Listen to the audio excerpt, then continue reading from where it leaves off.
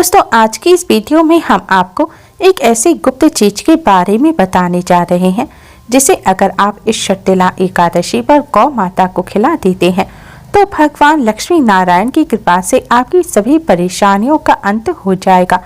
पूरे साल जमकर बरसेगा पैसा, आपको करोड़पति होने से कोई नहीं रोक पाएगा। पूरे साल भर आपके ऊपर धन की देवी माँ लक्ष्मी का आशीर्वाद बना रहेगा। दोस्तों हिंदू धर्म में एकादशी तिथि का विशेष महत्व होता है। एकादशी तिथि भगवान विष्णु को अत्यधिक प्रिय है। एकादशी के दिन भगवान विष्णु के साथ मां लक्ष्मी का पूजन करने से भगवान लक्ष्मी नारायण की कृपा प्राप्त होती है और कष्टों से छुटकारा मिलता है। घर में सुख समृद्धि बनी रहती है। हर माह में 2 एकादशी आती हैं। माघ माह चल रहा है। माघ माह के कृष्ण पक्ष की एकादशी को शर्तिला एकादशी के नाम से जाना जाता है। अन्य एकादशी की तुलना में शर्तिला एकादशी का हमारे धर्मशास्त्रों में विशेष महत्व बताया गया है। शास्त्रों के अनुसार इस दिन व्रत करने से व्यक्ति को कन्यादान, हजारों सालों की तपस्या और स्वर्ण दान के समान पुण्य की प्राप्ति होती है। मान्यता है जो कोई व्यक्ति इस दिन व्रत रखता है वह व्यक्ति जीवन के सारे सुख भोगकर आखिर में परम धाम को जाता है। इस एकादशी में तिल का विशेष रूप से इस्तेमाल करने से व्यक्ति को पुण्य की प्राप्ति होती है। शर्तिला जैसा कि इसके नाम से ही प्रतीत होता है। इस दिन 6 प्रकार से तिल का इस्तेमाल किया जाता है।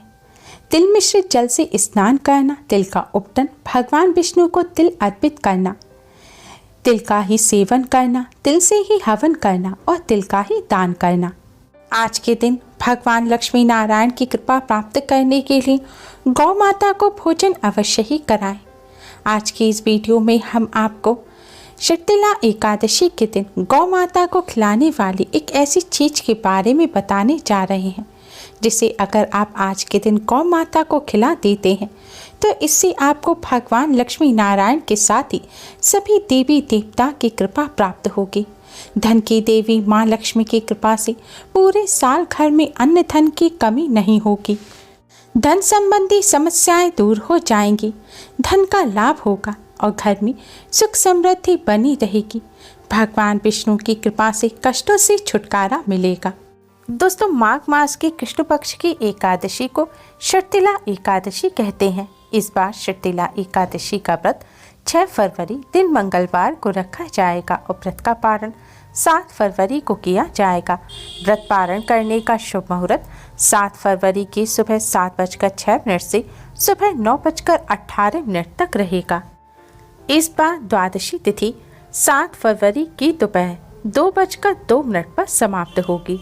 इसलिए अगर आप शुभ मुहूर्त में पारण ना कर सकें तो द्वादशी तिथि समाप्त होने से पहले व्रत का पारण अवश्य ही कर लें।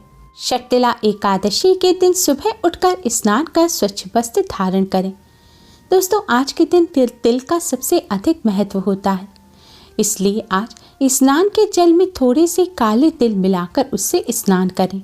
ऐसा करने से पापों का नाश होता है और कष्टों से छुटकारा मिल जाता है। स्नान करने के पश्चात स्वच्छ और शुभ रंग के वस्त्र पहने। शुभ रंग के वस्त्र जैसे कि पीला, हरा, लाल, गुलाबी इत्यादि। आज के दिन भूलकर भी काले या फिर नीले रंग के वस्त्र ना पहने।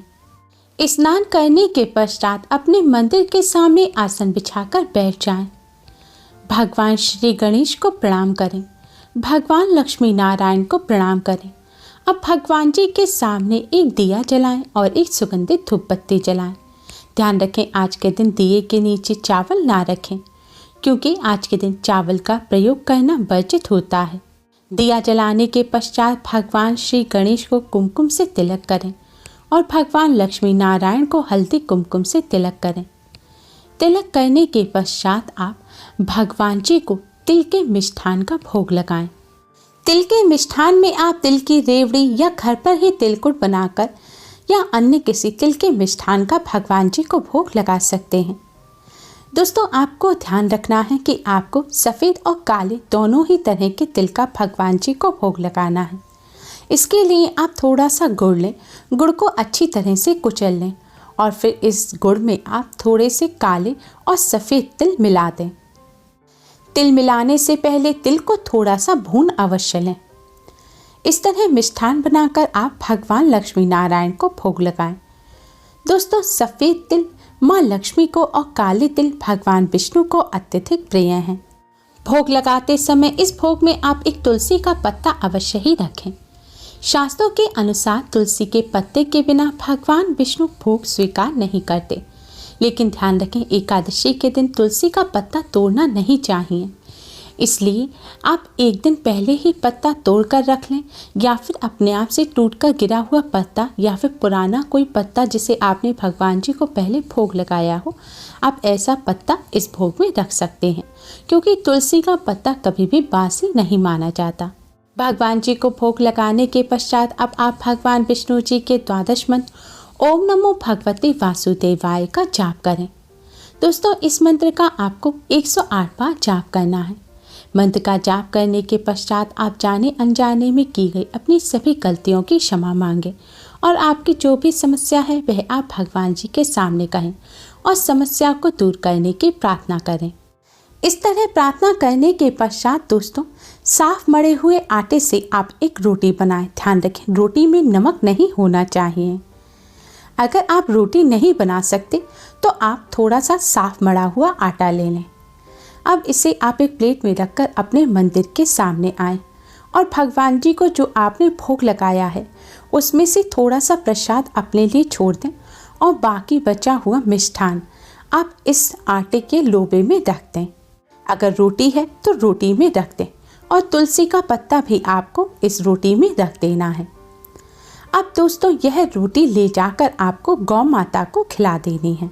गौ माता को रोटी खिलाने से पहले आप गौ माता को प्रणाम करें, भगवान विष्णु माँ लक्ष्मी को प्रणाम करें और मन ही मन ओम नमो भगवते वासुदेवाय मंत्र का जाप करते हुए आप यह रोटी गौ माता को खिला दें। दोस्तों, शास्त्रों में गौ माता को पूजनीय माना गया है। गौ को माता का दर्जा दिया गया है। शास्त्रों के अनुसार गौ माता में 33 कोटि देवी देवताओं का वास होता है। गौ माता में भगवान लक्ष्मी नारायण का वास होता है और आज के दिन इस तरह गौ माता को भोजन कराने से, तिल के मिष्ठान का गौ माता को भोग लगाने से 33 कोटि देवी देवताओं के साथ ही भगवान लक्ष्मी नारायण की भी असीम कृपा प्राप्त होती है। गौ माता को भोजन कराने का मतलब है कि आप 33 कोटि देवी देवताओं को भोग लगा रहे हैं। इस तरह गौ माता को भोजन कराने से घर में चल रही परेशानी दूर होती हैं, दुख दर्द दूर हो जाते हैं और घर में सुख समृद्धि आती है। शर्तिला एकादशी के दिन भगवान विष्णु माँ लक्ष्मी को चढ़े हुए तिल का गौ माता को भोग लगाने से कई हजार यज्ञों के बराबर पुण्य फल की प्राप्ति होती है और सभी पापों का नाश हो जाता है।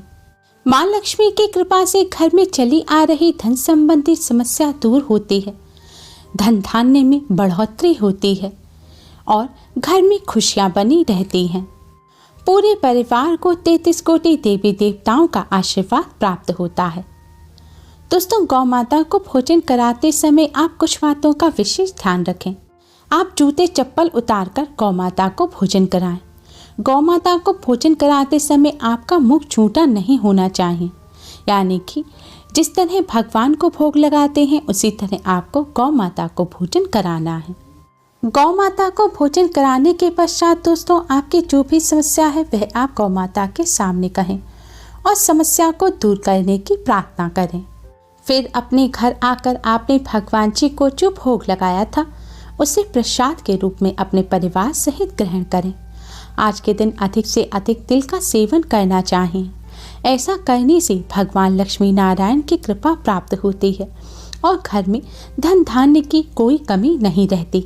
मान्यताओं के अनुसार आज के दिन जो गौ माता को इस तरह भोजन कराते हैं उनके कई बिगड़े हुए कार्य भी बन जाते हैं, ग्रह कलेश दूर होती है और घर में खुशियां आती हैं, धन संबंधी समस्याएं दूर हो जाती हैं, धन का लाभ होता है। दोस्तों, शर्तिला एकादशी के दिन कुछ बातों का विशेष ध्यान रखें। आज के दिन भूलकर भी तिल का अपमान ना करें। अपमान करने का मतलब है कि तिल जैसे जमीन पर गिर गया और आपने देखा है तो आप उसे तुरंत उठाकर साइड में रख दें। तिल के ऊपर पैर ना रखें। तिल का कोई खाद्य पदार्थ है उसे कूड़े में ना फेंकें, उसे पूरा खाएं।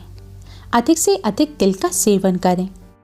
साथ ही आज के दिन मीट, अंडा, प्याज, लहसुन का सेवन ना करें। सात्विक भोजन ग्रहण करें। ब्रह्मचर्य का पालन करें। आपने व्रत रखा है या नहीं भी रखा, आज के दिन आप चावल का सेवन ना करें। साथ ही चावल का किसी भी और तरह से इस्तेमाल भी ना करें। एकादशी के दिन चावल को मांसाहार यानी कि नॉन वेज की श्रेणी में रखा जाता है। चावल के साथ ही आज के दिन जौ का सेवन भी नहीं करना चाहिए। क्रोध ना करें, लड़ाई झगड़े से बचें और अधिक से अधिक भगवान लक्ष्मी नारायण का ध्यान करें और अधिक से अधिक आज के दिन तिल का सेवन करें। दोस्तों, षष्ठिला एकादशी के पावन पर्व पर भगवान लक्ष्मी नारायण की कृपा प्राप्त करने के लिए इन बातों का अवश्य ही ध्यान रखें। Thanks for watching.